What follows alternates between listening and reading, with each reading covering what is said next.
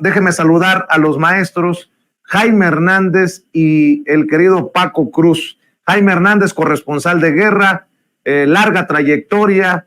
El maestro Paco Cruz, más de 47 años en el periodismo. Primero te saludo a ti, querido Jaime, ¿cómo estás? Muy buen día, querido Vicente, aquí listo para lo que tú me digas. Paquito, mi querido Paco, muy buenos días. El querido Paco Cruz, más de 47 años, autor de una larga lista de libros, sobre todo los dos últimos les recomiendo, Las Damas del Poder y García Luna, El Señor de la Muerte. Mi querido Paco, un abrazo.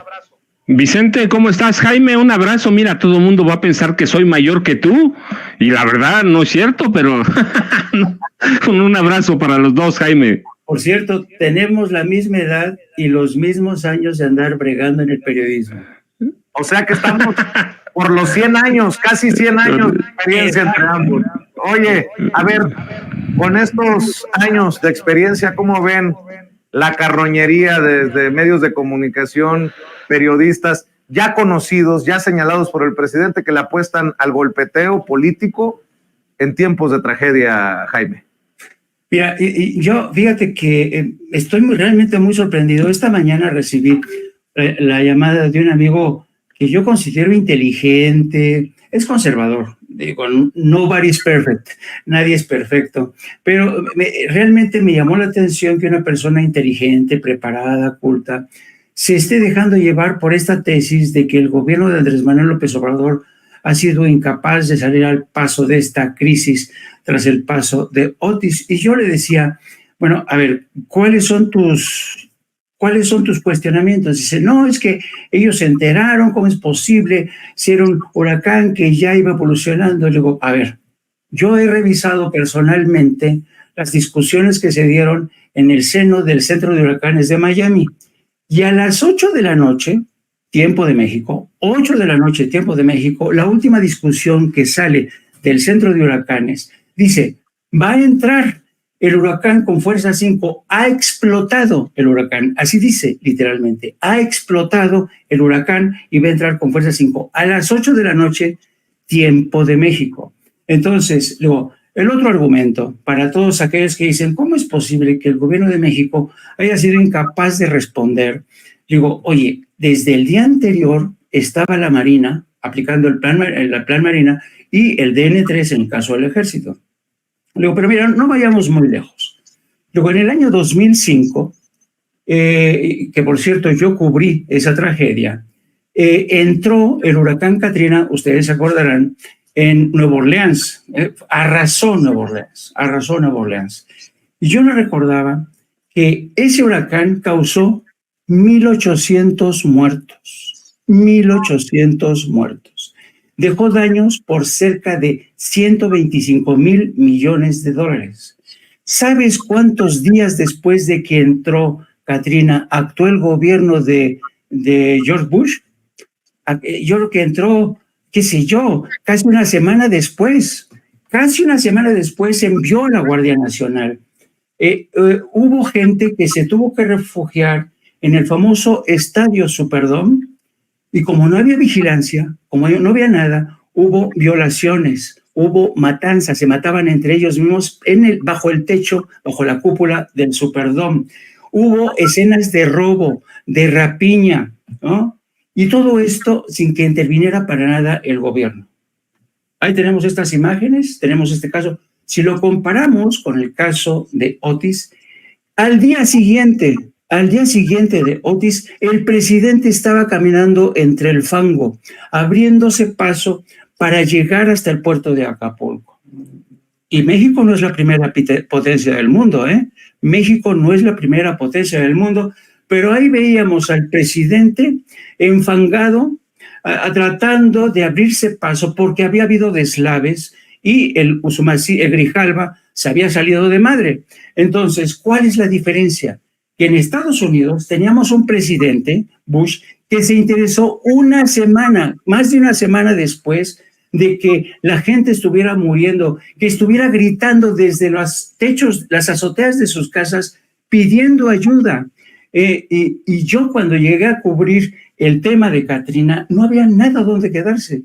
Yo me quedé a dormir todo el tiempo en la camioneta que llevaba alimentos, llevaba linternas. Poco tiempo después me quedé en una iglesia con un grupo de refugiados. A donde voy es que, siendo la primera potencia del mundo, Estados Unidos, le faltaron reflejos, no supo actuar, y hubo esta crítica que Estados Unidos dejaba al último a la comunidad más pobre y más jodida. Hay que acordarse que en Nueva Orleans, sobre todo en la parte más pobre, vivía población afroestadounidense, ¿no? Y se descubrió en ese huracán que el gobierno de Bush no había mandado reforzar los diques que causaron prácticamente la inundación de Nueva Orleans, porque esos recursos que eran destinados para los diques los mandó para avituallamiento de sus tropas en Irak. Entonces, comparas los dos casos y dices, pero esta gente que está criticando a López Obrador, ¿en qué mundo viven? ¿No? Insisto, ya todos los meteorólogos en Estados Unidos están hablando de un fenómeno extraordinario. Y a partir de ahora, el centro de huracanes en Miami ha tenido que cambiar y reconsiderar el modelo matemático que están usando. Van a tener que introducir yo no sé cuántos algoritmos de más, porque es evidente que han entrado en juego nuevas variables que tienen que ver con el cambio climático. Entonces, para esta gente como Carlos Oredemola, con Lili Telles despotricando contra el presidente, Kenia Rabadán, que evidentemente no son especialistas en el tema de meteorología, yo sí soy meteorólogo a huevo, como decía mi mamá, pues yo creo que deberían de estudiar un poquito, y el presidente lo repitió, lo insistió una vez más. Estuvimos ante un hecho extraordinario. Y una última consideración, Vicente. Yo creo que la presidencia de Andrés Manuel López Obrador ha enfrentado dos fenómenos que entran dentro de la categoría de los cisnes negros. El cisne negro se le describe a un evento inesperado, sorpresivo, que no se ve venir, ¿no? Uno de ellos fue la pandemia, ¿no? Ese es considerado un cisne negro. Otro cisne negro, por ejemplo, son el ataque a las Torres Gemelas de Nueva York. Pero yo creo que Otis ya entra dentro de la categoría de cisne negro. ¿Por qué? Porque si bien es cierto que se veía venir a Otis con categoría 2, incluso 3, nadie esperaba que explotara en cuestión de horas para pegar con tal fuerza. Y otra cosa, yo recuerdo que el huracán de Katrina llegó, escuchen bien, los vientos llegaron con fuerza de 200 kilómetros por hora a Katrina, a Nueva Orleans. Este Otis entró con una fuerza superior a los 280, 300 kilómetros por hora. Es decir, estamos hablando de un cataclismo. Por eso no es de extrañar este escenario apocalíptico, y hemos escuchado que hay mucha gente que dice, pero es que el gobierno no está actuando, porque ayer yo estuve viendo las declaraciones de gente que vive sobre todo en las partes más jodidas, y estaban quejándose de que el gobierno solamente estaba atendiendo la parte hotelera. Pero lo que es muy cierto es que ante tal grado de destrucción no son suficientes manos, es inabarcable esa catástrofe que ha ocurrido, y creo que todos tendrían, en lugar de estar especulando, politizando este tema de que fue incapaz, no fue incapaz, el presidente tuvo, no, yo creo que estas horas de lo que se trata es de ser todos solidarios. No, yo decía que en Katrina, al igual que pasó hoy en México, hubo también robo y rapiña, que son de estas cosas que a mí me intrigan mucho en la naturaleza humana, porque yo les apuesto que si esto pasa en Japón, no hubiera ocurrido rapiña, ¿eh? Pero claro, el contexto cuenta mucho, el contexto cuenta mucho, y yo realmente creo que si esto ocurre en Japón, la gente no entra a saco a robarse una pantalla de 65 pulgadas, ¿no? Esta gente, en lugar de eso, va a socorrer a su vecino, porque es otra cultura.